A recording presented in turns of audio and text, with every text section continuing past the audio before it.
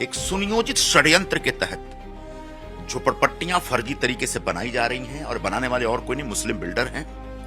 और वो मुस्लिम बिल्डर झोपड़पट्टियों में जो नई झोपड़पट्टी फर्जी तरीके से बना रहे हैं उसमें मुस्लिम लोगों को, और खासकर जो अवैध ढंग से रहने वाले मुस्लिम हैं उनको अलॉट करवा रहे हैं, उनका नाम अप्रूव करवा रहे हैं और उनको धीरे धीरे बसा रहे हैं। और एक बिल्डर विशेष के ऊपर मैंने उसके सारे 2 प्रोजेक्ट का मैंने पूरा खुलासा किया कि किस तरीके से उसने पूरा एसआरए के ऑफिसेस को, कलेक्टर ऑफिसेस को, तहसीलदार ऑफिसेस को मैनेज करके सबको पैसे खिला करके उसने फर्जी तरीके से झोपड़े बनाए हैं और उन झोपड़ों के रीडेवलपमेंट के नाम पर, रिहैब के नाम पर नए नए फ्लैट, सारे फर्जी फ्लैट्स बना रहे हैं। लगभग 220 घर के बारे में मैंने जानकारी रखी थी।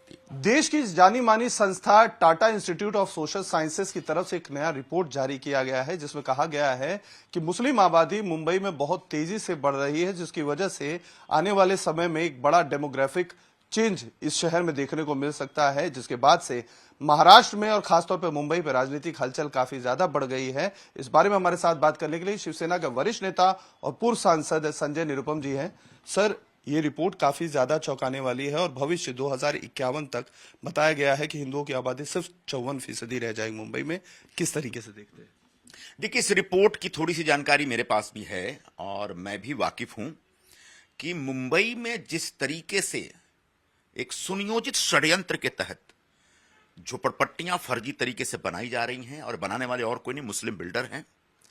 और वो मुस्लिम बिल्डर झोपड़पट्टियों में जो नई झोपड़पट्टी फर्जी तरीके से बना रहे हैं उसमें मुस्लिम लोगों को, और खासकर जो अवैध ढंग से रहने वाले मुस्लिम हैं उनको अलॉट करवा रहे हैं, उनका नाम अप्रूव करवा रहे हैं और उनको धीरे धीरे बसा रहे हैं। और इसी विषय को लेकर के मैंने एक हाउसिंग जिहाद मुंबई में चल रहा है, ये विषय सामने लाया था और एक बिल्डर विशेष के ऊपर मैंने उसके सारे 2 प्रोजेक्ट का मैंने पूरा खुलासा किया कि किस तरीके से उसने पूरा एसआरए के ऑफिसेस को, कलेक्टर ऑफिसेस को, तहसीलदार ऑफिसेस को मैनेज करके सबको पैसे खिला करके उसने फर्जी तरीके से झोपड़े बनाए हैं और उन झोपड़ों के रीडेवलपमेंट के नाम पर, रिहैब के नाम पर नए नए फ्लैट, सारे फर्जी फ्लैट्स बना रहे हैं। लगभग 220 घर के बारे में मैंने जानकारी रखी थी। उस बिल्डर ने बाद में मेरे खिलाफ कोर्ट में केस किया। जब मेरे खिलाफ केस था तो कोर्ट में रोज सुनवाई होती थी और आखिरकार कोर्ट ने मेरे ऊपर इंजंक्शन लगा दिया, जो कि मुझे लगता है कि एकदम अनजस्टिफाइड था। फिर भी मैंने ये 2 बातें रखी कि ये अनजस्टिफाइड है। उसके बाद मेरे खिलाफ कंटेम्प्ट ऑफ कोर्ट हो गया। कंटेम्प्ट ऑफ कोर्ट के बाद मैंने रिप्लाई फाइल किए तो पिछले 1.5 महीने से बोर्ड पे ही नहीं आ रहा है। तो एक इस पूरे षड्यंत्र में कौन कौन लोग शामिल हैं, ये निश्चित तौर पर प्रशासन के स्तर पर छानबीन करने का विषय रह गई बात रिपोर्ट की। हाँ, दूसरी बात, इस पूरे हाउसिंग जिहाद वाले मुद्दे पे जो विषय मैंने रखा था उसकी छानबीन बहुत अच्छे ढंग से चल रही है और प्राइमा फेसाई जो सरकार ने इस मेरे आरोपों को सही माना है और उसके बाद एक्शन लेने का प्लान भी चल रहा है।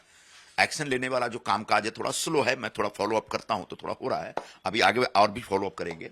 तो कहने का मतलब है कि ये एक सिंपल एक सैंपल है, एक नमूना है केस का।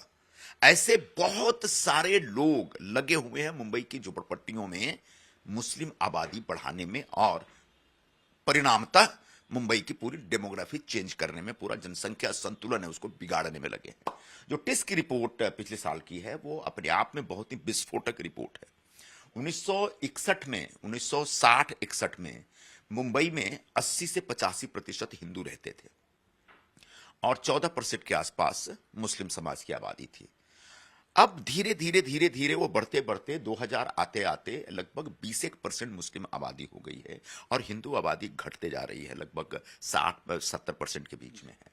उसी रिपोर्ट में आगे बताया गया है कि अगर यही स्पीड रही जनसंख्या असंतुलन तैयार करने का या बनाने का, या जनसंख्या का जो संतुलन उसको बिगाड़ने का यही स्पीड रहा ना, तो आने वाले दिनों में 2050 यानी ठीक आज से 25 साल बाद मुंबई में हिंदू माइनॉरिटी में हो जाएंगे और एक बड़ा तबका जो रोहिंग्या मुसलमान टाइप के लोग हैं, जो बांग्लादेशी अवैध घुसपैठिए हैं, उन सब को बसा करके मुंबई में एक मुस्लिम बहुमत तैयार करने का एक षड्यंत्र चल रहा है। तो ये एक चिंता की बात है और ये चिंता सिर्फ मेरी नहीं होनी चाहिए, ये चिंता सिर्फ चैनल की नहीं होनी चाहिए, ये चिंता पूरे सरकार की होनी चाहिए। इसलिए मैंने डिमांड की थी कि मुंबई में कोई 20 एक जो मुस्लिम बिल्डर्स हैं उन सबके प्रोजेक्ट की छानबीन होनी चाहिए। उन सब लोगों के प्रोजेक्ट को बुलाइए, मंगवाइए और इसके ऊपर एक एसआईटी जैसा गठन करके इसको इन्वेस्टिगेट करिए, तब जाके मुंबई बचेगी, तब जाके मुंबई का संतुलन, जो जनसंख्या संतुलन है, वो सुरक्षित रह पाएगा। वारिस पठान सर, अभी एक दिन पहले उनकी तरफ से बयान आया था, क्योंकि नीतीश राणे जो बीजेपी के कद्दावर नेता और कैबिनेट मंत्री रहे हैं, उनकी तरफ से बयान आया था कि मराठी माणूस ही मुंबई का मेयर बनेगा, कोई खान या कोई पठान नहीं बनेगा। जिस पर उनकी तरफ से आया है कि आने वाले भविष्य में बुर्का पहनने वाली महिला भी मुंबई की मेयर बनेगी और खान पठान भी मुस्लिम का जो है मेयर मुंबई का बनेगा। तो क्या आपको लगता है कि ये जो डेमोग्राफिक चेंज किए जा रहे हैं या जो दावे किए जा रहे हैं, उसी के आधार पर इस तरीके के दावे अब होने लगे खुल्लम खुल्ला? देखिए, मुंबई में जो जिहादी मानसिकता के लोग हैं वो बड़े पैमाने पर सक्रिय हैं पूरे मुंबई पर अपना कब्जा जमाने में। और उस जिहादी मानसिकता के लोगों के साथ ये उबाठा वाले, जो उबाठा के प्रमुख है उद्धव ठाकरे जी और मनसे के प्रमुख राज ठाकरे जी, ये दोनों हाथ मिला चुके हैं। और ये सब, जैसे कल परसों जो उनका एक प्रेस कॉन्फ्रेंस थी जिसमें अपने अलायंस की घोषणा की उन्होंने, उस समय वहां पर जमीयत उलमा हिंद के भी लोग थे वहां पे। तो आपने देखा होगा कि संभाजीनगर में जिसने संभाजीनगर के नामकरण का विरोध किया था, ऐसा एक कोई रियाज मामू करके नेता है, उसको उद्धव जी बुलाते अपने बगल में बैठाते और अपना भगवा पट्टा उसके गले में डालते। तो जो लोग आपके देश के महापुरुषों के खिलाफ कैंपेन चला रहे हैं, जो लोग आपके देश के पूरे अलग अलग शहरों के जनसंख्या संतुलन को बिगाड़ने में लगे हैं, उनके साथ चंद वोटों के लिए आप हाथ मिला करके चुनाव मैदान में उतर रहे हैं, तो अपने आप में खतरे की बहुत बड़ी घंटी है। और इसीलिए हमें डर है कि उबाठा वाले आखिरकार जिहादी मानसिकता वालों के साथ कॉम्प्रोमाइज करके किसी खान पठान को मेयर बनाने का षड्यंत्र रच सकते हैं। इसके खिलाफ मुंबई के तमाम हिंदुओं को भाषा, प्रांत और जाति के आग्रहों से ऊपर उठ करके एकजुट होकर के इस चुनाव में इतना जोर से एकजुटता का प्रदर्शन करना है कि ये जिहादी मानसिकता वालों की पराजय हो। जिहादी मानसिकता वाले सिर्फ चंद बांग्लादेशी मुसलमान या अवैध मुसलमान नहीं है, ये खुद उद्धव ठाकरे भी जिहादी हो चुके हैं, खुद राज ठाकरे के लोग भी जिहादी हो चुके हैं। और वो सब चंद वोटों के लिए मुंबई को किसी दूसरे वर्ग के हाथ में, विदेशियों के हाथ में हवाले करना चाहते हैं। खतरा यह है कि मुंबई पूरी दुनिया का जो ग्लोबल टेरर ग्रुप ऑपरेट करने वाले लोग हैं, उनके निशाने पे रहा है। मुंबई में कभी सीरियल बॉम्ब ब्लास्ट हुआ था, याद होगा आपको, 1993 में। उसके बाद ट्रेनों में ब्लास्ट लगातार होते थे। उसके बाद 2008 में आपने ताज पे जो हमला देखा था। हमेशा मुंबई को तबाह करने का एक पूरा प्लान, एक षड्यंत्र पाकिस्तान में जो सीमा पार आतंकवादी संगठन है वो, और जो ग्लोबल लेवल पे जो सक्रिय हैं, वो अलकायदा जैसे जो लोग हैं, वो लोग हमेशा प्लान करते रहे। तो ऐसे में मुंबई को सुरक्षित रखने के लिए मुंबई के हिंदुओं को एकजुट होना पड़ेगा, ऐसे जिहादियों को पराजित करना पड़ेगा, वरना मुंबई का एक एक व्यक्ति सदा सदा के लिए असुरक्षित हो जाएगा और पूरा शहर आपके हाथ से निकल जाएगा।